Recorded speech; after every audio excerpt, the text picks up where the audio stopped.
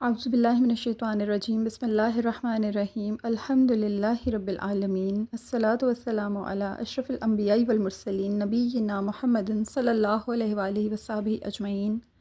اللہم انی اعوذ بک من علم لا ينفع ومن قلب لا یخشع ومن نفس لا تشبع ومن دعوۃ لا یستجاب لها اللہم زدنی ایمانا وتصدیقا اللہم انفعنی بما علمتنی وعلمنی ما ینفعنی وزدنی علما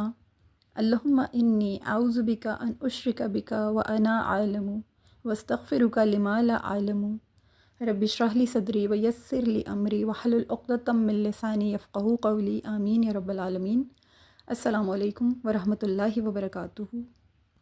اللہ رب العالمین کا پورے شعور کے ساتھ بے شمار بار شکر کہ اس کی رحمت اور اس کی مہربانی سے ہم ایک نہایت مشہور و معروف اور مارکۃ الآراء تصنیف احیاء علوم الدین کا مطالعہ کرنے جا رہے ہیں۔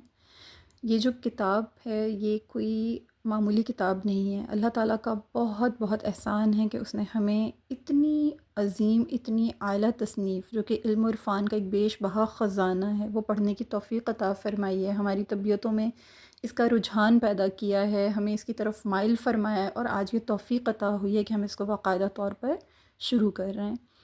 احیاء علوم الدین ایسی کتاب ہے جو اپنی مثال آپ ہے، اس کا گہرا مطالعہ اور پھر بیان کردہ باتوں پر عمل یہ تزکیہ نفس کے لیے بہت اکثیر کا درجہ رکھتا ہے۔ اس میں روزمرہ زندگی کے کم و بیش تمام معاملات پر بہت ہی سیر حاصل گفتگو کی گئی ہے، اور جتنے بھی ظاہری علوم ہیں ان کے ساتھ ساتھ باطنی علوم کو بھی بیان کیا گیا ہے۔ قرآن و سنت کی تعلیمات کا یوں کہہ لیں کہ یہ ایک نچوڑ ہے اور سلف صالحین کی زندگیوں کا ماحصل ہے یہ کتاب۔ انسان اس کتاب کو پڑھ کے سیکھ کے سمجھ کے انسان ایک کامل بن سکتا ہے، یا یوں کہہ لیجئے کہ انسان کو کامل انسان بنانے کے لیے بہت معاون ثابت ہوتی ہے۔ آج ہم انشاءاللہ تعالیٰ اس کتاب کا بھی تعارف حاصل کریں گے اجمالی طور پر، اور ہم صاحب کتاب کا بھی ایک اجمالی تعارف ضرور حاصل کریں گے۔ اللہ کی توفیق سے اس کو شروع کرتے ہیں۔ اللہ تعالیٰ ہمیں توفیق عطا فرمائے کہ ہم اس کو خیر اسلوبی کے ساتھ تکمیل تک بھی پہنچا سکیں۔ اللہ ہماری زندگیوں میں، ہمارے عمل میں، ہمارے علم میں برکت عطا فرمائے، اور اس سے ہمیں نافع جتنی بھی اس کے نافع فوائد ہیں وہ اللہ پاک ہمیں عطا فرمائے، آمین یا رب العالمین۔ ہم جس کتاب کا مطالعہ کر رہے ہیں احیاء علوم الدین، ان کا اس کتاب کے جو مصنف ہیں یا اس کتاب کے جو صاحب تصنیف ہیں ان کی کنیت ہے ابو حامد، لقب ہے حجت الاسلام، اور نامی ہے اس میں گرامی ہے محمد بن محمد بن احمد طوسی غزالی شافعی رحمۃ اللہ تعالیٰ علیہ۔ آپ 450 ہجری میں خراسان کے ضلع طوس کے علاقے تہران میں پیدا ہوئے تھے۔ خراسان ایران کے ناردن ایریا میں یعنی مشرق کی سائڈ پر ایک بہت ہی وسیع صوبہ تھا، ایک پروونس تھا۔ آج کا خراسان یہ قدیم خراسان سے مختلف ہے۔ آج کے خراسان میں کچھ افغانستان اور کچھ دیگر ممالک بھی شامل ہو چکے ہیں، لیکن جو قدیم خراسان تھا اس کا نصف بھی شامل نہیں ہے آج کے خراسان میں۔ لہٰذا یہ جو خراسان جس میں امام علیہ رحمہ تشریف لائے تھے، یہ ایران کے مشرق میں ایک واقع بہت ہی وسیع صوبہ تھا، یعنی ایک پروونس تھا، ایک بہت ہی واسٹ، ایک بہت ہی براڈر صوبہ تھا، پروونس تھا۔ آپ کے والد ماجد جناب حضرت محمد بن محمد علیہ رحمہ یہ شہر خراسان میں اون کاٹ کر بیچا کرتے تھے، اور پیشے کے لحاظ سے دھاگے کے تاجر تھے۔ اسی نسبت سے آپ کا خاندان غزالی کہلاتا تھا۔ غزل یا غزال یہ عربی میں جو اون کاٹنے والے یا دھاگا وغیرہ کاٹنے والے، کارپٹس وغیرہ بنانے والے جو ہوتے ہیں ان کے نام سے اس کو نسبت حاصل ہے، اسی لیے آپ کے خاندان کا یعنی غزالی جو کہلایا آپ کا نام، خاندان اسی نسبت سے غزالی کہلایا۔ امام صاحب اور آپ کے بھائی جناب احمد غزالی علیہ رحمہ ابھی بہت کم عمر تھے کہ آپ کے والد محترم جو تھے وہ وصال فرما گئے۔ آپ کے والد محترم نے انتقال سے پہلے اپنے ایک دوست کو، جن کا نام ابو حامد احمد بن محمد اسکانی رحمۃ اللہ قدس اللہ سرہ تھا، وہ بھی اپنے زمانے کے ایک صوفی بزرگ تھے، انہیں یہ وصیت کی تھی کہ میرا تمام اثاثہ میرے ان دونوں بیٹوں کی تعلیم و پرورش پر خرچ کر دیجیے گا۔ وصیت کے مطابق ان کے والد گرامی کے جو دوست تھے انہوں نے والد گرامی کا سارا سرمایہ ان دونوں بیٹوں کی پرورش اور تعلیم و پرورش تھی، اور جتنا بھی ان کا یعنی جو ضروریات تھیں اور جو بھی ان کی پرورش کے اخراجات تھے اس پر صرف کر دیا۔ جو ان کے والد محترم تھے ان کی ہمیشہ سے یہ تمنا تھی وہ کہ ان کو اللہ پاک بیٹے عطا فرمائیں، یا اللہ پاک ان کو ایسی نیک اولاد عطا فرمائیں جو ان کا نام بھی بلند کریں، اور اللہ کے حبیب صلی اللہ علیہ وآلہ وسلم کے دین کی خدمت ضرور کریں۔ آپ کے والد محترم اپنی ہاتھ کی کمائی سے اون کاٹ کر فروخت کیا کرتے تھے، اور یعنی ایک محنتی تاجر تھے، نیک انسان تھے، نہایت زہد تھا ان کی طبیعت میں، نہایت عجز تھا ان کی طبیعت میں۔ فقہائے کرام رحمۃ اللہ تعالیٰ علیہم کی مجالس میں حاضر ہوا کرتے تھے، ان کے ساتھ اچھا سلوک کرتے تھے، حد المقدور بہت ان کے اوپر خرچ کیا کرتے تھے، ان کے مجالس میں خوف خدا اور تضرع سے رویا کرتے تھے، دعا کیا کرتے تھے، اللہ تعالیٰ کے حضور یہ کہا کرتے تھے، عرض کیا کرتے تھے کہ اللہ تعالیٰ مجھے بیٹا عطا فرمائے، میں اسے فقہی عالم بناؤں گا۔ اور پھر اسی طرح سے جب مجالس واعظ ہوا کرتے تھے، ان میں حاضر ہوتے تھے، تو وہاں پر بھی اللہ تعالیٰ سے رو رو کر یہ دعا کیا کرتے تھے کہ اللہ تعالیٰ مجھے بیٹا عطا فرمائے، میں اسے وائز بناؤں گا، یعنی نصیحت کرنے والا، واضح نصیحت کرنے والا، یعنی وائز بناؤں گا۔ یعنی طبیعت میں ایک تڑپ تھی، ایک اللہ سے دعا تھی، ایک لگاؤ تھا اس اللہ کی دین سے، اللہ کے دین کی خدمت کرنے والے لوگوں سے، ان کو ایک محبت تھی۔ اللہ تعالیٰ نے ان کی دعاؤں کو شرف قبول عطا فرمایا، اور اللہ تعالیٰ نے انہیں بیٹے عطا فرمائے، جن کو انہوں نے پھر دین کی تعلیم کے لیے وقف کیا، اور ان کے اوپر بہت محنت اور محبت کے ساتھ اپنا تمام سرمایہ صرف کیا۔ ان میں سے جو یہ جن کا ہم ذکر کر رہے ہیں، امام غزالی علیہ رحمہ، اب میں ان کی علمی زندگی کے بارے میں آپ سے تھوڑا سا ذکر کرنا چاہوں گی کہ ان کی جو ابتدائی تعلیم تھی انہوں نے اپنے شہر میں حاصل کی، جہاں پہ کتب فقہ حضرت احمد بن محمد رازقانی قدس اللہ سرہ کی بارگاہ میں انہوں نے حاضر ہو کر پڑھی، یعنی کتب فقہ وہاں سے پڑھیں، وہاں سے فقہ کی جتنی بھی تعلیم تھی وہ حاصل کرنے کے بعد ان کی عمر مبارک ابھی 20 سال سے کم تھی کہ انہیں ایران کے مشرقی شہر جرجان جانا پڑا، اور وہ وہاں تشریف لے گئے۔ وہاں انہوں نے امام ابو نصر اسماعیلی علیہ رحمہ کی خدمت میں حاضر ہو کر وہاں پر بھی کسب علم حاصل کیا، اس کے بعد پھر اپنے شہر طوس لوٹ آئے۔ اور بہت چھوٹی عمر میں آپ نے بہت سارا علم حاصل کر لیا تھا، اور ذہن آپ کا بہت شاندار تھا، حافظہ آپ کا بہت خوبصورت تھا۔ آپ نے 473 ہجری میں ایران کے قدیم شہر نیشا پور میں جناب امام الحرمین امام عبد الملک بن عبداللہ جوینی علیہ رحمہ ان کی بارگاہ میں حاضر ہوئے، اور ان سے اصول دین سیکھا، اختلافی مسائل، مناظرہ، منطق اور حکمت وغیرہ میں مہارت تامہ حاصل کی۔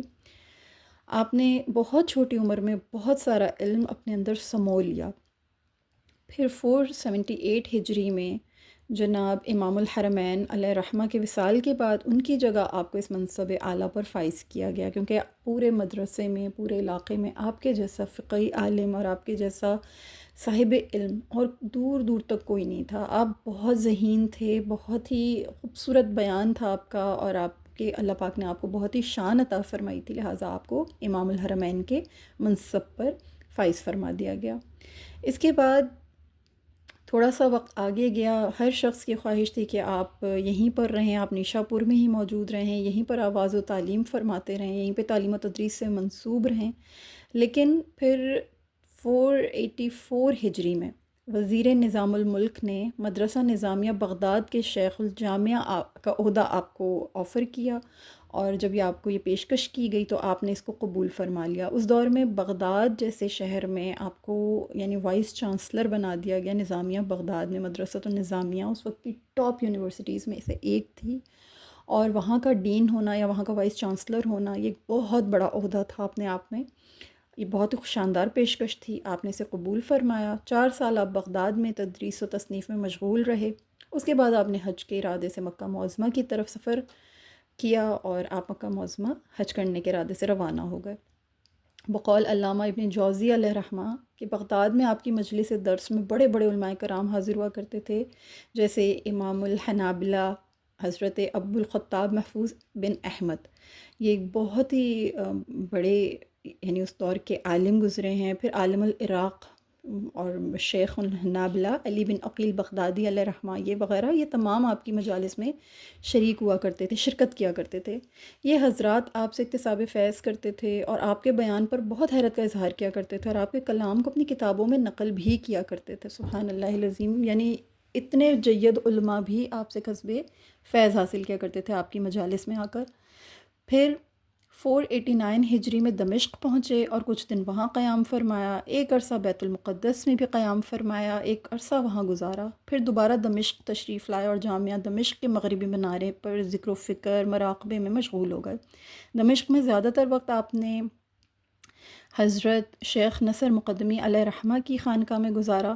اور ملک شام میں تقریباً 10 سال قیام فرمایا۔ اسی دوران آپ نے احیاء علوم الدین لکھی، جواہر القرآن لکھی، تفسیر یاقوت التاویل لکھی اور مشکات الانوار وغیرہ جیسی مشہور کتب تصنیف فرمائیں۔ پھر حجاز، بغداد، نیشاپور کے درمیان سفر جاری رہا اور بالآخر اپنے آبائی شہر طوس واپس آ کر پھر عبادت و ریاضت میں مصروف ہو گئے اور پھر آخری دم تک، یعنی یوں کہہ لیجیے کہ تا دم آخر واعظ و نصیحت کرتے رہے، عبادت و ریاضت میں، تصوف کی تدریس میں مشغول رہے۔ آپ کے اساتذہ کرام میں بہت اونچے اونچے نام ہیں، بہت ہی یعنی جید علماء آپ کے اساتذہ کرام میں شامل ہیں، اور اسی طرح سے آپ کے جو تلامذہ ہیں ان میں بھی بہت جید علماء، بہت جید نام ہیں۔ حجت الاسلام جناب امام محمد غزالی علیہ رحمہ کے بے شمار شاگرد تھے، اکثر تو اس میں سے بہت ہی یعنی کہ اونچے عالم، فقہی اور محدث، مفسر اور مصنف کی حیثیت سے معروف ہیں۔ بہت اونچے اونچے نام ہیں، جیسے جن میں سے چند یہ ہیں کہ قاضی ابو نصر احمد بن عبداللہ حمقری، ابو الفتح احمد بن علی حنبلی، اور ابو عبداللہ بن محمد بن تومرت، اور ابو عبداللہ بن علی عراقی بغدادی، ابو سعید محمد بن علی جاودانی کردی۔ یہ تمام وہ نام ہیں جو بہت اونچے ہیں اور ان کی بہت ہی اعلیٰ پائی کی شہرت ہے۔ پھر اچانک سے نا جناب امام غزالی علیہ رحمہ نے دور طالب علمی میں ہی نا جناب شیخ ابو علی فضل بن محمد بن علی فارمزی طوسی علیہ رحمہ کے ہاتھ پر صرف 27 سال کی عمر میں بیعت کی۔ شیخ موصوف بہت عالی، بہت ہی اونچی شان والے تھے، بہت عالی مرتبت تھے، فقہ شافعہ کے زبردست عالم اور مذاہب سلف سے بہت باخبر شخصیت تھے، اور حضرت امام ابو القاسم قشیری علیہ رحمہ کے جلیل القدر شاگردوں میں سے ایک تھے۔ تو ان کے ہاتھ پر جناب امام غزالی علیہ رحمہ نے، امام صاحب نے ان کے ہاتھ پر بیعت کر لی، اور پھر باطنی علوم کی تلاش کا سلسلہ شروع ہوا۔ آپ علیہ رحمہ 400 یعنی کہہ لیجیے کہ 478 ہجری سے لے کر 484 ہجری تک تاج مدارس اسلامیہ مدرسہ نظامیہ نیشاپور میں امام الحرمین رہے۔ اس کے بعد پھر مرکز علوم اسلامیہ مدرسہ نظامیہ بغداد میں مدرسے اعلیٰ کے منصب پر فائز رہے، اور سلطان وقت اور ملک بھر کے جتنے بھی علماء فضلہ ہوتے تھے وہ آپ کے پاس آپ کی علمی قابلیت کی وجہ سے قائل ہو چکے تھے، آپ کے پاس آیا کرتے تھے، آپ سے کسب علم حاصل کیا کرتے تھے۔ ایسا وقت بھی آیا کہ بادشاہ وقت سے زیادہ امام صاحب کا سکہ لوگوں کے دلوں پر بیٹھ گیا، یعنی بادشاہ وقت کے پاس لوگوں کا ہجوم نہیں ہوا کرتا تھا، امام صاحب کے پاس لوگوں کی مجالس ہوا کرتی تھیں، بیٹھک ہوا کرتی تھی، اور لوگوں کا دل ان سے جڑ گیا۔ سلطنت سلجوقیہ کے جو وزیر اعظم تھے نظام الملک طوسی، وہ آپ کے بہت معتقد تھے، اور وہ بنفس نفیس امور مملکت میں آپ سے مشورہ بھی کرتے تھے، آپ سے آ کے تمام علوم کی تکمیل وغیرہ حاصل کیا کرتے تھے، تکمیل کیا کرتے تھے ان کی۔ تمام علوم کی تکمیل کے بعد اولاً امام الحرمین، پھر مدرسے اعلیٰ جیسے عہدوں پر متمکن رہنے کے باوجود بھی آپ کو جس باطنی اور روحانی سکون کی تلاش تھی نا وہ آپ کو حاصل نہیں ہو سکا۔ آپ کے اندر ایک خلا تھا، وہ خلا پر نہیں ہو رہا تھا۔ بغداد اس وقت مختلف فرقوں اور باطل مذاہب کے بہت سارے ہر وقت وہاں پہ بہت سارے مناظرے ہوا کرتے تھے، مجادلے ہوا کرتے تھے، یوں کہہ لیں کہ ایک دنگل بنا ہوا تھا مجادلوں کا اور مناظروں کا، اور ہر وقت وہاں پہ ڈیبیٹس ہوتی تھی، ڈیبیٹ سیشنز ہوتے تھے، ہر وقت ایک دوسرے کو نیچا دکھانے کی کوشش ہوتی تھی، اپنی عقل کا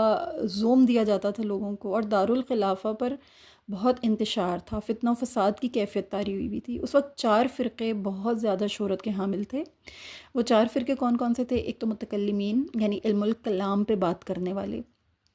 ایک فرقہ تھا باطنیہ،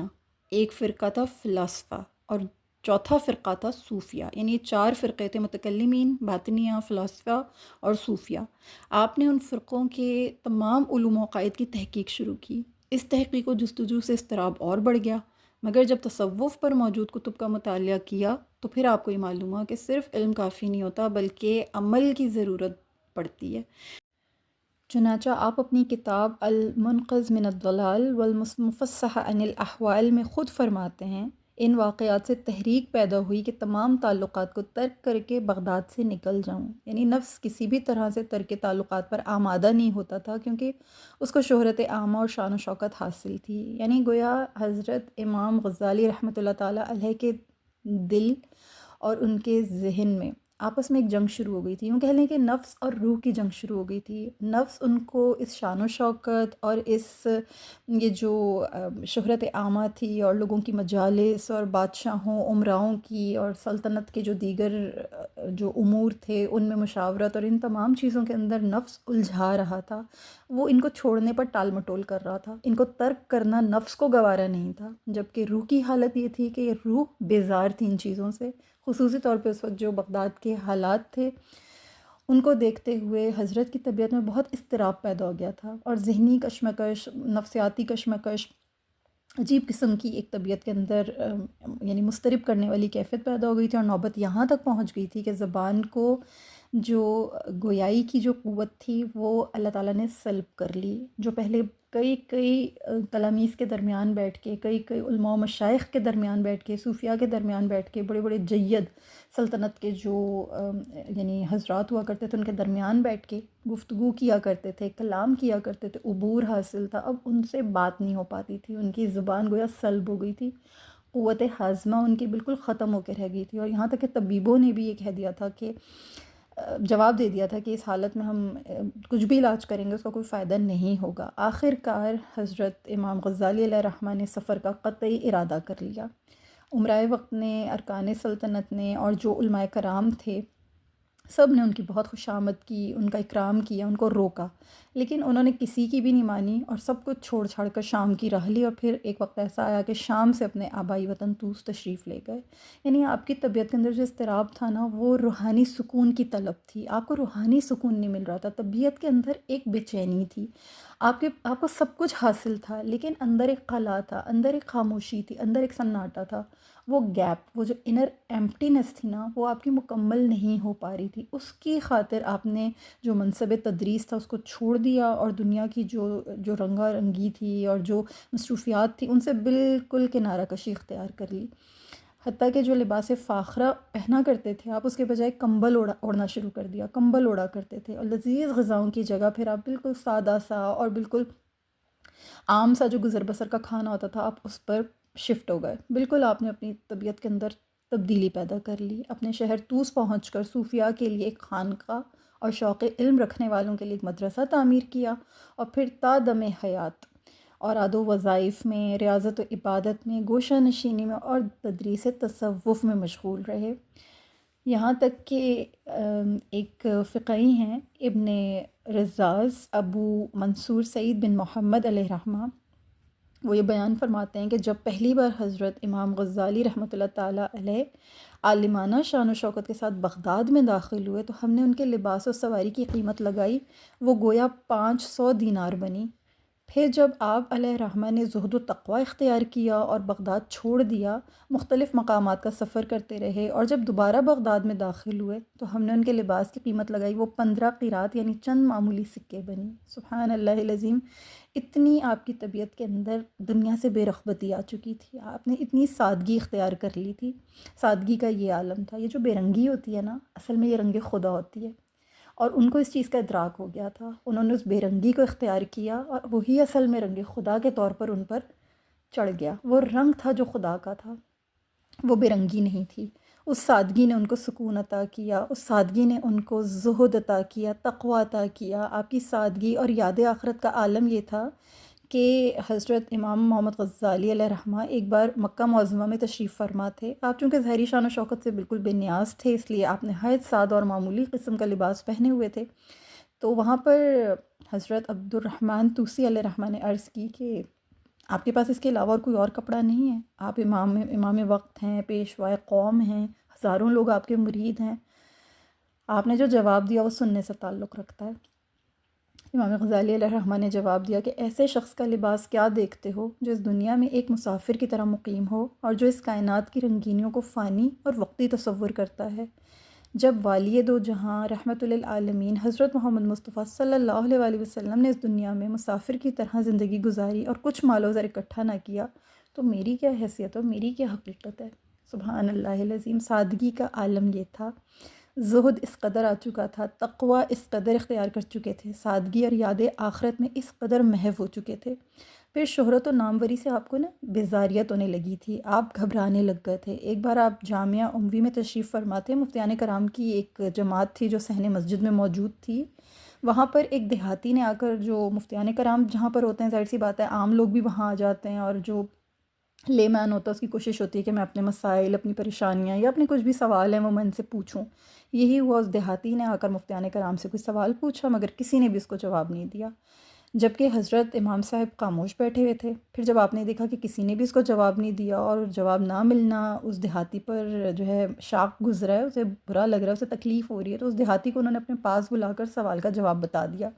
مگر وہ دیہاتی آپ کے ظاہری حال حلیے کو دیکھ کر آپ کا مذاق اڑانے لگا کہ جس سوال کا بڑے بڑے مفتیوں نے جواب نہیں دیا، یہ عام فقیر کیسے دے رہا ہے۔ اس وقت وہ مفتیان کرام جتنے بھی وہاں پہ موجود تھے وہی منظر دیکھ رہے تھے۔ دیہاتی جب آپ سے بات کر کے فارغ ہوا تو ان مفتیان اعظام نے اسے بلا کر پوچھا کہ اس آدمی نے کیا جواب دیا۔ جب اس دیہاتی نے حقیقت حال واضح کی تو یہ حضرات امام صاحب کے پاس گئے، اور جب ان سے متعارف ہوئے تو ان سے درخواست کی کہ حضرت آپ ہمارے لیے ایک علمی نشست کا انعقاد کریں۔ آپ نے اگلے دن کا وعدہ، یعنی اگلے دن کا ان کو فرما دیا، مگر اسی رات وہاں سے سفر کر گئے۔ آپ وہاں پر نہیں رکے، کیونکہ آپ جانتے تھے کہ اب آپ یہاں پر رکیں گے، یہ لوگ آپ کو جان چکے ہیں، یہ لوگ آپ سے متعارف ہو چکے ہیں، تو ظاہر سی بات ہے اب یہ جو غول در غول آپ کے پاس آئیں گے، اور پھر دوبارہ وہی مجمع، وہی سب باتیں، اور وہی سب یعنی واہ واہ، اور یعنی تعریف اور شان و شوکت اور جاہ اور جلال اور وہ ساری چیزیں، ان چیزوں سے آپ بے نیاز تھے، اور بالکل بے رغبتی آ گئی تھی آپ کی طبیعت میں، لہٰذا آپ نے اسی رات وہاں سے سفر کا ارادہ کیا اور آپ وہاں سے سفر کر گئے۔ پھر آپ کی طبیعت کے اندر نا خود پسندی کا خوف پیدا ہو گیا تھا۔ ایک بار اتفاقاً سیدنا امام غزالی علیہ رحمہ دمشق کے مدرسہ امینیہ میں تشریف لے گئے،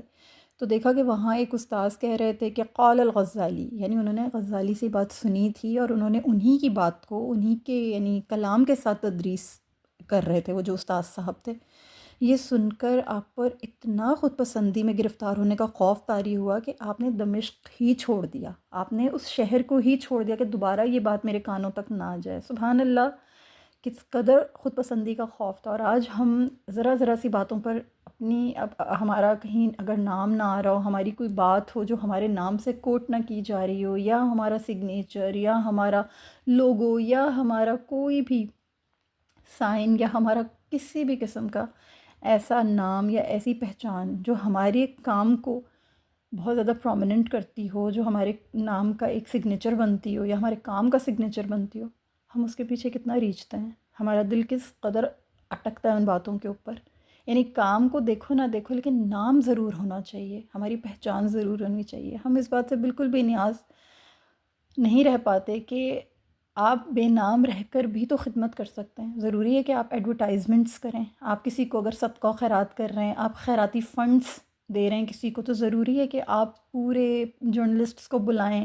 اور آپ وہاں پر پکچرز کھنچوائیں اور آپ لوگوں میں دکھائیں، آپ شو آف کریں۔ ضروری ہے کہ آپ کبھی کسی غریب کی بیٹی کی شادی کروائیں تو آپ اس کو جو جہیز دے رہے ہیں یا جو آپ نے اس کو چیک دیا ہے وہ آپ پوری دنیا کو اس کی پبلسٹی کر کے دکھائیں۔ کیا یہ ضروری ہے؟ یہ ہرگز ضروری نہیں ہے۔ یعنی نیکی وہ ہے، کار خیر وہ ہے کہ جس میں آپ کا نام بھی نہ ہو۔ ایسی نیکی کریں کہ جس میں ایک ہاتھ دے اور دوسرے ہاتھ کو پتہ نہ چلے، ورنہ یہ جو خود پسندیاں ہوتی ہیں نا، انسان اپنے آپ سے محبت کرنے لگتا ہے۔ کچھ کام ایسے ہوتے ہیں کہ انسان اپنے آپ کو کہتا ہے کہ واہ کتنے اچھے کام ہو رہے ہیں، واہ تم کتنے عظیم انسان ہو، واہ تم کتنی نیکیاں کما رہے ہو، واہ تم کتنے اچھے راستے پر چل رہے ہو، تمہارے جیسا نیک تو کوئی بھی نہیں ہوگا۔ یعنی نفس آپ کو نا ایک بہت بڑے دھوکے کا شکار کر دیتا ہے، نفس آپ کو خود پسند بنا دیتا ہے، نفس آپ کو خود احتسابی پہ کبھی نہیں اکساتا، خود پسندی کے جال میں آپ کو الجھا دیتا ہے۔ تو جن کی طبیعت میں زہد آ جاتا ہے، جن کی طبیعت میں تقویٰ آ جاتا ہے، جن کے دلوں کے اندر یاد آخرت راسخ ہو جاتی نا، وہ خود پسندی کے جال میں نہیں دھنستے، نہیں پھنستے۔ تو یہ چیز امام علیہ رحمہ کے ساتھ بھی ہوئی، دنیا سے بے رغبتی آئی، عاجزی آئی، اور اس قدر عاجزی اور اس قدر بے رغبتی آ گئی کہ آپ لوگوں کے درمیان اس حال میں، یعنی آپ کو پھر آخری وقتوں میں اس حال میں پایا جاتا تھا کہ آپ کے ہاتھ میں لاٹھی ہوتی تھی، پیوندار لباس زیب تن کیا ہوا ہوتا تھا، اور کندھے سے پانی کا برتن لٹک رہا ہوتا تھا، اور دیکھنے والوں نے دیکھا کہ یہ وہی امام غزالی علیہ الرحمہ ہے کہ بغداد میں آپ کی مجلس علم میں 400 کے قریب خوشحال اور بڑے بڑے عالم و فاضل لوگ حاضر ہوا کرتے تھے، آپ کے علم سے فیضیاب ہوا کرتے تھے۔ سبحان اللہ العظیم، یہ آپ کی طبیعت کا زہد تھا جو آپ کی طبیعت میں پیدا ہوا۔ جب آپ نے بیزاری ظاہر کی اور جب آپ نے بے رغبتی ظاہر کی دنیا سے، ترک کیا دنیا کو، تو پھر آپ بالکل محو ہو گئے، ان چیزوں کی طرف آپ کا دل مائل ہوا۔ اور بارگاہ رسالت میں آپ کی مقبولیت کا عالم یہ تھا کہ نبی کریم صلی اللہ علیہ وآلہ وسلم سے آپ کو خاص محبت حاصل تھی، تائید حاصل تھی۔ نبی کریم صلی اللہ علیہ وآلہ وسلم کی بارگاہ علی شان میں آپ کی دست بوسی کی سعادت کا بھی ایک بہت خوبصورت واقعہ ہے کہ حضرت جمال حرم ابوالفتح عامر بن نجار رحمۃ اللہ تعالیٰ علیہ فرماتے ہیں کہ میں ایک دن مسجد حرام میں داخل ہوا تو مجھے اونگ آ گئی، اسی حال میں زیارت رسول صلی اللہ علیہ وآلہ وسلم سے مشرف ہوا۔ آپ صلی اللہ علیہ وآلہ وسلم نے انتہائی خوبصورت کرتا اور امامہ زیب تن کیا ہوا تھا۔ پھر دیکھا کہ ائمہ اربعہ یعنی سیدنا امام اعظم حضرت امام مالک، حضرت امام شافعی اور حضرت امام احمد بن حنبل رحمۃ اللہ تعالیٰ علیہم اجمعین، ایک ایک کر کے یہ تمام فقہی مذہب جو تھے، یعنی قرآن و سنت اور اجماع و اجتہاد سے ماخوذ نقطہ نظر والے جتنے بھی امام تھے، انہوں نے اپنا اپنا فقہی مذہب جو ہے وہ پیش کیا، تو نبی کریم صلی اللہ علیہ وآلہ وسلم نے ہر ایک کی تصدیق فرمائی۔ پھر جو بد مذہبوں کے ایک لیڈر نے مقدس حلقے میں داخل ہونا چاہا تو حضور پاک نبی کریم صلی اللہ علیہ وآلہ وسلم کے حکم سے ذلت کے ساتھ وہاں سے دور کر دیا گیا۔ اس کے بعد میں نے آگے بڑھ کر عرض کی کہ اللہ کے رسول صلی اللہ علیہ وآلہ وسلم، میرے پاس ایک کتاب احیاء العلوم کے نام سے ہے، اس میں میرا اور اہل سنت والجماعت کا عقیدہ بیان کیا گیا ہے، اگر اجازت ہو تو پیش کروں۔ اجازت ملنے پر میں نے کتاب کے باب قواعد العقائد سے پڑھنا شروع کیا۔ پڑھتے پڑھتے جب میں اس عبارت پر پہنچا جس میں نبی کریم صلی اللہ علیہ وآلہ وسلم کے نبی ہونے کا اور نبی کریم صلی اللہ علیہ وآلہ وسلم کے بارے میں جو ہے وہ یعنی بیان کیا جا رہا تھا کہ نبی کریم صلی اللہ علیہ وآلہ وسلم کو مبعوث کیا گیا ہے عرب و عجم کے لیے، جن و انس کے لیے، تو میں نے نبی کریم صلی اللہ علیہ وآلہ وسلم کے چہرہ اقدس پر خوشی و مسرت کے آثار دیکھے۔ پھر ارشاد فرمایا غزالی کہاں ہیں؟ تو حضرت سیدنا امام غزالی علیہ رحمہ اسی حالت میں حاضر ہو کر انہوں نے عرض کی کہ اللہ کے رسول صلی اللہ علیہ وآلہ وسلم غلام حاضر ہے، اور آگے بڑھ کر سلام عرض کیا۔ آپ صلی اللہ علیہ وآلہ وسلم نے سلام کا جواب دے کر اپنا ہاتھ مبارک بڑھایا تو حضرت سیدنا امام غزالی علیہ رحمہ نے اسے بوسہ دیا اور اسے برکت حاصل کی۔ سبحان اللہ العظیم۔ تو آپ صلی اللہ علیہ وآلہ وسلم کی تائید، محبت اور نہایت ان کو آپ صلی اللہ علیہ وسلم کی طرف سے انسیت حاصل تھی، نسبت حاصل تھی۔ ظاہر سی بات ہے کہ انسان نے ساری زندگی اللہ اور اللہ کے حبیب صلی اللہ علیہ وسلم کی دین کی سربلندی کے لیے، امت کی بہتری کے لیے، اصلاح باطن کے لیے، شریعت کے جو صحیح اصول ہیں ان کو وضع کرنے کے لیے پوری زندگی گزاری ہو، کوشش کی ہو، تو کیسے اس کو بارگاہ رسالت میں شرف قبول حاصل نہ ہوگا۔ پھر نیت میں اخلاص ہو، سادگی ہو، عجز ہو، تقوی ہو، زہد ہو، اور ہر قدم انسان پھونک پھونک کر اٹھائے اور اپنے نفس کو مکمل طور پر فنا کر دے، ختم کر دے، اپنی میں مٹا دے، تو اللہ کے حبیب صلی اللہ علیہ وآلہ وسلم اور یقیناً اللہ کے یہاں اس انسان کا مقام و مرتبہ اتنا ہی اعلیٰ و عرفہ ہو جاتا ہے کہ آج 1000 سال گزر جانے کے بعد بھی میں اور آپ یہاں بیٹھ کے امام غزالی علیہ رحمہ کا ذکر کتنے ادب اور کتنی محبت کے ساتھ کر رہے ہیں، اور اتنے بڑے اتنے جید عالم کو پڑھنا ہم اپنی سعادت سمجھ رہے ہیں، سعادت مندی ہے ہماری، خوش نصیبی ہے ہماری، اللہ کی رحمت ہے ہمارے اوپر کہ ہمیں اللہ تعالیٰ یہ توفیق عطا فرما رہے ہیں، الحمدللہ۔ تعریفی کلمات میں آپ لوگوں کے ساتھ ضرور شیئر کرنا چاہوں گی۔ احیاء العلوم الدین جو کتاب ہم پڑھ رہے ہیں، اس کے بارے میں بہت سارے اقوال ہیں جو کہ بہت ہی مشاہیر علماء و حکماء کی آراء ہیں۔ چند ایک میں آپ کے سامنے رکھ دیتی ہوں۔ زین الدین عراقی کا قول ہے کہ امام غزالی علیہ رحمہ کی احیاء العلوم اسلام کی اعلیٰ ترین تصانیف میں سے ہے۔ اسی طرح عبدالغفار فارسی جو امام صاحب کے ہم عصر اور امام الحرمین کے شاگرد تھے، ان کا بیان ہے کہ احیاء العلوم کے مثل کوئی کتاب اس سے پہلے نہیں لکھی گئی۔ امام نووی رحمۃ اللہ تعالیٰ علیہ جو کہ شارح صحیح مسلم ہیں، وہ یہ لکھتے ہیں کہ احیاء العلوم قرآن مجید کے لگ بھگ ہے، یعنی قرآن مجید کے بالکل قریب ہے۔ سبحان اللہ۔ اس میں جو اسرار، یعنی یوں کہہ لیجیے کہ اس میں جو اسرار شریعت و طریقت ہیں، اخلاق و تصوف ہے، فلسفہ و مذہب ہے، حکمت و معزت ہے، اصلاح ظاہر و باطن ہے، اور جو تزکیہ نفس کے موضوع ہیں قرآن مجید کے لگ بھگ ہے یہ احیاء العلوم الدین۔ اس میں اتنے علوم کے دریا بہہ رہے ہیں، اتنی اس میں حکمت ہے، اتنی اس میں معرفت ہے، اور اتنی اس کے اندر عظمت ہے، سبحان اللہ۔ اور یہ کون کہہ رہے ہیں، یہ کون فرما رہے ہیں؟ امام نووی علیہ رحمہ، جنہوں نے صحیح مسلم کی شرح لکھی ہے۔ پھر اسی طرح سے شیخ ابو محمد کازرونی علیہ رحمہ، ان کا دعویٰ تھا کہ اگر دنیا کے تمام علوم مٹا دیے جائیں تو احیاء العلوم میں سے دوبارہ میں سارے علوم کو زندہ کر دوں گا، سبحان اللہ۔ یعنی تمام علوم کو ضم کر دیا ہے امام غزالی علیہ رحمہ نے اپنی اس ایک کتاب احیاء العلوم الدین میں، سبحان اللہ۔ پھر شیخ عبداللہ عید روس کو، جو بہت بڑے صوفی گزرے ہیں، احیاء العلوم قریب قریب پوری حفظ تھی۔ اسی طرح شیخ علی نے 25 مرتبہ احیاء العلوم کو اول سے آخر تک پڑھا اور ہر دفعہ فقراء و طلباء کی عام دعوت دی۔ پھر شیخ محی الدین اکبر رحمہ اللہ کو زمانہ جانتا ہے، وہ احیاء العلوم کو کعبہ کے سامنے بیٹھ کر پڑھا کرتے تھے، سبحان اللہ العظیم۔ تو یہ بڑے بڑے علماء ہیں، بڑے بڑے مشاہیر ہیں۔ ان کے علاوہ دور حاضر تک، آج تک بھی جس دور میں ہم ہیں، اس کتاب کی تعریف میں تمام جتنے بھی بڑے بڑے اکابرین ہیں، ان سب نے اس کی تعریف کی ہے۔ معرکۃ الآراء کتاب کے حوالوں سے اس کی بہت زیادہ تعظیم کی ہے، اور ہمیشہ ہر طبقے میں اس سے سب نے استفادہ حاصل کیا ہے۔ اس کے بہت سے اردو ترجمے شائع ہو چکے ہیں، بہت سے مترجم ہیں جنہوں نے اس کو لکھا ہے اور اس کے عنوانات کی تزیین کی ہے، اور جن حضرت کی ہم پڑھ رہے ہیں، جس کتاب سے ہم مستفید ہو رہے ہیں، یہ جدید ترجمہ ہے مولانا ندیم الواجدی، جو کہ فاضل ہیں دیوبند سے۔ ہم ان کا یہ نسخہ پڑھ رہے ہیں، احیاء علوم الدین، اور انشاءاللہ تعالیٰ اللہ سے دعا کرتے ہیں کہ اللہ تعالیٰ ہمیں یہ سمجھنے کی توفیق عطا فرمائے، اور اللہ تعالیٰ اس سے ہمارے علم میں، ہمارے عمل میں اضافہ فرمائے، ہمیں اس پہ مکمل طور پر اللہ پاک اس کو سمجھنے کی، اس پر فہم حاصل کرنے کی اللہ توفیق عطا فرمائے۔ اور ہم سے کوئی شارٹ کمنگ ہو، کوئی ہماری کوتاہی ہو، کسی قسم کا بھی اگر ہم سے اونچ نیچ کا معاملہ ہو جائے، تو اللہ تعالیٰ ناقص العقل سمجھتے ہوئے اور ہمیں کمزور سمجھتے ہوئے، ظاہر سی بات ہے ہم سب کمزور ہیں اور کلی عقل کا دعویٰ کسی کے پاس بھی نہیں ہے، اللہ تعالیٰ درگزر فرمائے ہماری خطاؤں سے، ہماری کوتاہیوں سے، اور اللہ تعالیٰ ہمارے اس ذوق کو، اس شوق کو جاری و ساری رکھے۔ امام غزالی علیہ رحمہ کی بہت ساری تصانیف ہیں، اور یہ جو کتاب احیاء علوم الدین ہے، اس کے بارے میں آپ کو بتاتی ہوں کہ بیسیکلی اس کا جو مجموعی پیغام ہے، جس کو ہم کور تھیم کہتے ہیں، یہ بیسیکلی اس کا جو مرکزی موضوع یعنی سینٹرل تھیم ہے، وہ ہے دین کو ظاہری اعمال سے نکال کر دل کی زندگی تک پہنچانا۔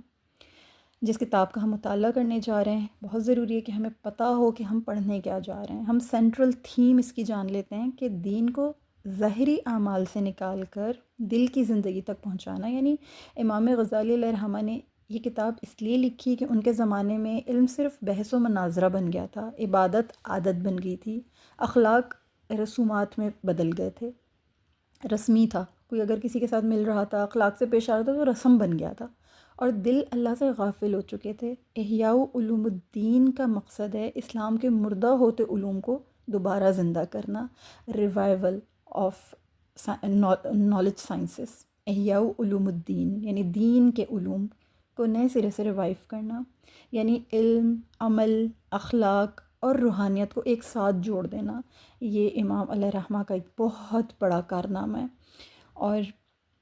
آپ یہ فرماتے ہیں کہ وہ علم جو عمل نہ بنے وبال ہے، اور وہ عمل جو دل کو نہ بدلے بے روح ہے، اس کے اندر روح نہیں ہے، وہ بے روح ہے۔ جو عمل دل کو نہ بدلے، یعنی علم عمل کے بغیر وبال بن جاتا ہے، اور عمل اگر دل کے ساتھ نہ ہو، دل کو نہ بدلے، تو اس کا کوئی فائدہ نہیں ہے، اس میں کوئی روح نہیں ہے، اس میں کوئی تاثیر نہیں ہے، اس کا کوئی حاصل نہیں ہے، اس کا کوئی حصول نہیں ہے۔ یہ جو احیاء ہے، اس کے 4 بڑے بڑے موضوعات ہیں، 4 جلدوں میں اس کا خلاصہ کیا گیا ہے۔ پہلی جلد عبادات ہے، یعنی جو پہلی جلد ہے اس کے اندر عبادات کو ضم کیا گیا ہے۔ سلیبس میں آپ کو دے چکی ہوں گروپ میں، آپ دیکھ چکے ہیں اسے سلیبس کو اچھی طرح سے۔ آپ جانتے ہیں کہ یہ کتاب جو ہے یہ بیسیکلی 40 کتابوں کے اوپر یہ یعنی اس کا ایک مجموعہ ہے، اور ہر جو یعنی 4 اس کے والیومز ہیں، اور ہر والیوم کے اندر 10 چیپٹرز ہیں جن کو ابواب کہا جاتا ہے، باب کہا جاتا ہے، یونٹ کہہ لیں یا چیپٹرز کہہ لیں۔ ہر والیوم کے اندر 10 چیپٹرز ہیں، اور جو پہلی کتاب ہے وہ ہے اس میں عبادات کو یعنی کور کیا گیا ہے مختلف، اس کے اندر 10 چیپٹرز ہیں۔ اور عبادات لیکن کیسے؟ دل کے ساتھ۔ امام غزالی علیہ رحمہ کہتے ہیں کہ نماز صرف حرکات کا نام نہیں ہے، روزہ صرف بھوکا رہنے کا نام نہیں ہے، حج صرف سفر کا نام نہیں ہے، بلکہ عبادت کا اصل مقصد دل کا اللہ کے سامنے جھک جانا ہے۔ تو یہ اس کے اندر بیسک ان کا تھیم ہے۔ اور جیسے قرآن کریم نے بھی ارشاد فرمایا کہ قد افلح المؤمنون الذین هم فی صلاتهم خاشعون، یقیناً کامیاب ہو گئے وہ مومن جو نماز میں خشوع رکھتے ہیں۔ تو بس کہنے کا مقصد یہی ہے کہ ایک شخص نماز پڑھتا ہے مگر دل بازار میں ہوتا ہے، ایسی نماز جسمانی ہے نا، روحانی تو نہیں ہے۔ یعنی آپ کر تو سجدہ اللہ کو رہے ہیں، لیکن ٹوٹل آپ کا ذہن اس چیز پہ لگا ہوا ہے کہ ابھی دکان پہ کسٹمر آنے والا ہے، یا ایک خاتون ہیں جو نماز تو اللہ کے لیے پڑھ رہی ہیں لیکن ان کا ذہن مستقل اس بات کی طرف لگا ہوا ہے کہ مجھے بھی کھانا بنانا ہے، مجھے بھی صفائی کرنی ہے، یا میرے گھر بھی گیسٹ آنے والے ہیں، یا مجھے فلاں جگہ پر جانا ہے، یا مجھے فلاں شاپنگ کرنی ہے، یا دماغ میں جو طرح طرح کے خیالات آ رہے ہوتے ہیں۔ نماز نہیں ہوتی ہے بلکہ ایک فارمیلٹی ہوتی ہے۔ تو امام علیہ رحمہ نے بہت خوبصورت، بڑے ہی پیارے، بڑے مؤثر انداز میں ان تمام چیزوں سے انسان کو باز رکھنے کی بہت خوبصورت تعلیم دی ہے۔ بہت اچھے انداز میں انہوں نے ان باتوں کے اوپر رہنمائی فرمائی ہے۔ جو دوسری کتاب ہے یعنی جو دوسرا والیوم ہے اس میں معاملات ہیں، لیکن معاملات کیسے؟ نیت کے ساتھ۔ یعنی احیاء سکھاتی ہے کہ تجارت بھی عبادت بن سکتی ہے، شادی بھی قربت الہی بن سکتی ہے، گھریلو ذمہ داریاں بھی دین بن سکتی ہیں، بلکہ دین ہیں، لیکن کب؟ اگر نیت درست ہو، حلال و حرام کا خیال ہو۔ جیسے کہ ایک حدیث ہے نبی کریم صلی اللہ علیہ وسلم کی کہ اعمالوں کا دار و مدار نیتوں پر ہے، انما الاعمال بالنیات۔ یہ بخاری اور مسلم دونوں کی متفق علیہ حدیث ہے، اور یہی حق ہے۔ اور اس میں سمجھنے کے لیے ایک چھوٹی سی مثال ہے کہ اگر ایک ماں بچوں کی پرورش کرے اور نیت یہ ہو کہ یہ اللہ کی امانت ہے، تو اس کا ہر لمحہ عبادت بن جاتا ہے۔ یعنی اولاد کو وہ اللہ کی امانت سمجھے، یقیناً اولاد اللہ کی امانت ہوتی ہے، اور آپ اگر اس کی پرورش یہ سوچ کے کرتے ہیں کہ میں اللہ کی امانت کو پال رہی ہوں، اللہ نے مجھے یہ امانت سونپی ہے، مجھے ایک سوسائٹی کو بہت ہی اچھا، بہت ہی مؤثر ایک ممبر دینا ہے، اور مجھے دین اور دنیا میں ان کو کامیاب کرنا ہے، ان کی اصلاح کرنی ہے، ان کی نیک پرورش کرنی ہے، نیک ان کی یعنی ان کو تعلیم دینی ہے، تربیت دینی ہے، تو یقیناً یہ نیت اگر آپ کی اتنی خالص ہوگی تو پھر آپ کی یہ جو محنت ہے، یہ جو آپ کی ریاضت ہے، مشقت ہے، اس پہ آپ کو اللہ سے بے شمار اجر حاصل ہوگا، اور یہ آپ کا جو لمحہ ہے، ایک ایک لمحہ یہ عبادت بن جائے گا۔ تو سبحان اللہ العظیم۔ پھر تیسرا والیوم جو ہے وہ دل کی بیماریاں، یعنی اصل دشمن کون ہے؟ وہ بھی دل ہی ہے۔ اصل دوست بھی آپ کا دل ہے، اور اصل دشمن بھی دل ہی ہے۔ تیسرے والیوم میں بہت خاص معاملات امام غزالی علیہ رحمہ نے بیان فرمایا۔ ان کے نزدیک اصل گناہ ہاتھ یا زبان نہیں کرتا ہے، دل کرتا ہے۔ یعنی اصل جو گناہ ہے وہ ہاتھ سے نہیں ہوتے ہیں، زبان سے نہیں ہوتے ہیں، دوسرے اعضاء سے نہیں ہوتے ہیں، بلکہ اگر دل میں خرابی پیدا ہو جاتی ہے نا، تو ان تمام بیماریوں کو جائے پناہ مل جاتی ہے۔ جن بیماریوں کو نمایاں کیا اس میں ریا ہے، حسد ہے، تکبر ہے، حب دنیا ہے، غفلت ہے۔ قرآن کیا فرماتا ہے؟ فی قلوبہم مرض، ان کے دلوں میں بیماری ہے، یعنی دل بیمار ہو جاتے ہیں۔ اور دل بیمار ہو جاتے ہیں کیا مطلب؟ یعنی دو لوگ ایک جیسا عمل کرتے ہیں، ایک اللہ کے لیے کرتا ہے تو وہ قبول ہے، دوسرا لوگوں کے لیے کرتا ہے وہ رد ہو جاتا ہے۔ یعنی نیت کا خالص ہونا، اور پھر دل کا بالکل صحیح ہونا، دل کا بالکل اپنی جائز حالت میں ہونا، بیماریوں سے پاک ہونا، یہ بہت ضروری ہے، یہ بہت خاص ہے۔ کیونکہ اگر دل ٹھیک ہے تو ہر عمل ٹھیک ہوگا، اور اگر دل خراب ہے تو ہر چیز میں بگاڑ اور فساد ہوگا۔ ٹھیک ہے۔ پھر چوتھا جو والیوم ہے اس میں منجیات ہیں، یعنی کہ جو تیسرا والیوم تھا وہ مہلکات تھا، مہلک جو جو مہلک چیزیں ہیں جن کی وجہ سے نقصان ہوتے ہیں اور دل فساد میں پڑ جاتے ہیں، تو تیسرا والیوم جو مہلکات کہلاتا ہے، اور جو چوتھا والیوم ہے وہ منجیات ہیں، یعنی نجات دلانے والے جو بھی کام ہیں، جو بھی آپ کے معاملات ہیں۔ نجات کس سے؟ دل سے ہے، معلومات سے نہیں ہے۔ نجات کس سے ہوگی؟ دل سے ہوگی۔ احیا کا سب سے گہرا پیغام کیا ہے کہ اللہ کو تمہاری معلومات نہیں، تمہارا دل چاہیے۔ یعنی جتنی بھی آپ کے پاس نالج آ جائے، جتنی بھی آپ کے پاس انفارمیشن آ جائے، جتنا بھی آپ گیدر کر لیں، اگر آپ کے پاس آپ کے دل میں نور نہیں پیدا کر سکی آپ کی وہ تعلیم یا آپ کا وہ علم یا آپ کی وہ معلومات یا آپ کی وہ انفارمیشن، تو وہ بیکار ہیں۔ اللہ کو معلومات سے کوئی غرض نہیں ہے، اللہ تعالیٰ کو ہمارا دل بہتر چاہیے، دل کے اندر بہتری چاہیے، دل کو پاک ہونا چاہیے۔ یوم لا ينفع مال ولا بنون الا من اتى اللہ بقلب سلیم۔ اللہ تعالیٰ کو قلب سلیم چاہیے۔ امام غزالی کہتے ہیں جس دل میں اللہ کی محبت ہو، آخرت کی فکر ہو، نفس کی مخالفت ہو، وہی دل زندہ ہے۔ اللہ کو زندہ دل چاہیے، زندہ قلوب چاہیے۔ اللہ کو مردہ دل نہیں چاہیے، بے حس دل نہیں چاہیے، لاپرواہی نہیں چاہیے، غافل دل نہیں چاہیے۔ اللہ تعالیٰ کو زندہ دل مطلوب ہے۔ اور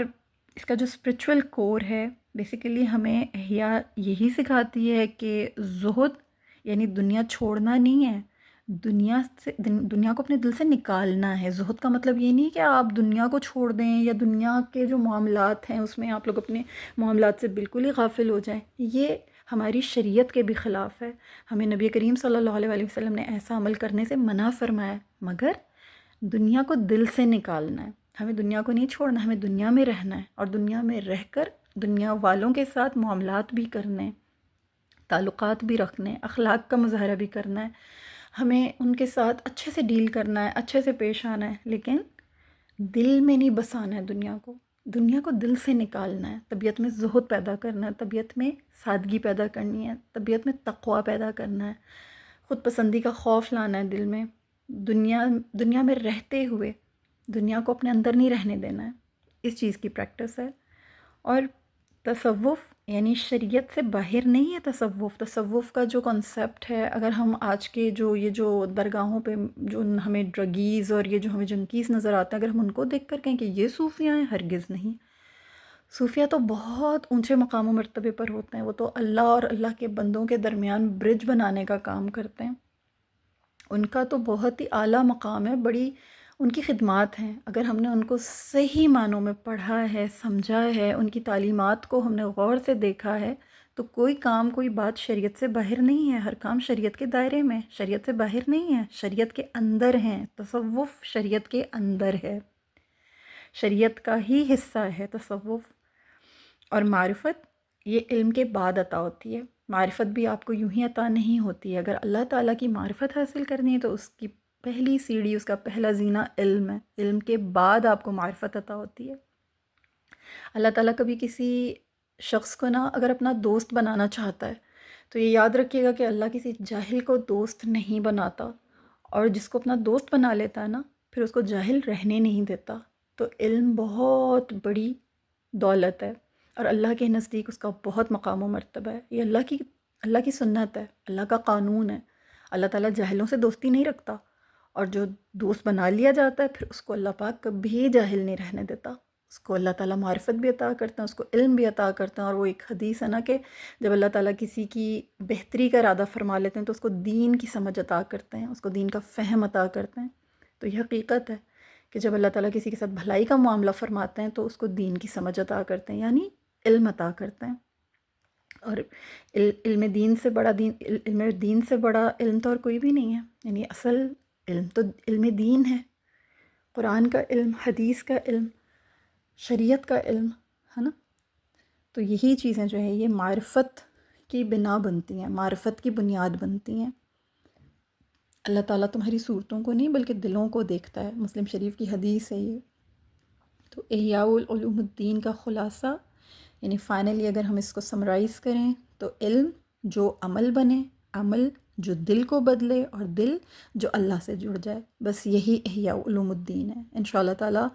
ہم اس کو مل کے پڑھیں گے. اگلے لیکچر میں کوشش کروں گی کہ آپ لوگوں کے ساتھ کتاب العلم کو شروع کروں، اور ہم جو پہلا والیوم ہے جس میں ہم یعنی کہ جو علم سے متعلق جو گفتگو کی ہے امام علیہ الرحمہ نے، انشاءاللہ تعالی ہم اس کو سمجھیں گے، اس کو پڑھیں گے، اور پھر ہم دیکھیں گے کہ وہ جو 4 میں نے آپ لوگوں کے سامنے جو فرقوں کی بات کی تھی کہ اس وقت بہت زیادہ عروج پہ تھے بغداد میں، جن کی وجہ سے حضرت کے دل کے اندر بہت اضطراب پیدا ہوا تھا. یعنی جو علم باطن تھا اور جو دوسرا علم تھا جس کے بارے میں نے آپ لوگوں کو بتایا کہ اس دور میں علم الکلام تھا، یعنی متکلمین کا علم تھا، اور پھر جو دوسرے علم تھے جیسے علم فلسفہ تھا، اور پھر اس کے علاوہ علوم فلسفہ کے بعد اس میں معتزلہ کا جو علم تھا. یہ تمام آپ کو کیوں بیزار کر رہے تھے، کیا وجوہات تھیں؟ تو انشاءاللہ جب ہم کتاب العلم شروع کریں گے تو ہم اس پہ بات کریں گے. آج کے لیے اتنا کافی ہے. اللہ تعالی ہمیں اسی کو سمجھنے کی توفیق عطا فرمائے، اچھے طریقے سے ہماری طبیعتوں کے اندر اللہ پاک اس کو ضم کر دے، ہمارے دلوں پر دلوں میں یہ اتر جائے، دلوں پر یہ اثر کرے، ہماری تربیت ہو سکے، ہمارے عمل میں یہ تمام چیزیں جاری و ساری ہو سکیں. اللہ تعالیٰ اس خدمت کو ہم سے قبول فرمائے. اس سیکھنے، سمجھنے، پڑھنے کو اللہ تعالیٰ میرے لیے، آپ کے لیے، ہم سب کے والدین کے لیے، آنے والی نسلوں کے لیے صدقہ جاریہ بنائے، اور اللہ تعالیٰ ہم سے راضی ہو. اور انشاءاللہ تعالیٰ نیکسٹ جو ہمارا لیکچر ہوگا وہ کتاب العلم سے ہوگا. تب تک کے لیے اجازت دیجیے. جزاکم اللہ خیرا کثیرا. السلام علیکم ورحمۃ اللہ وبرکاتہ.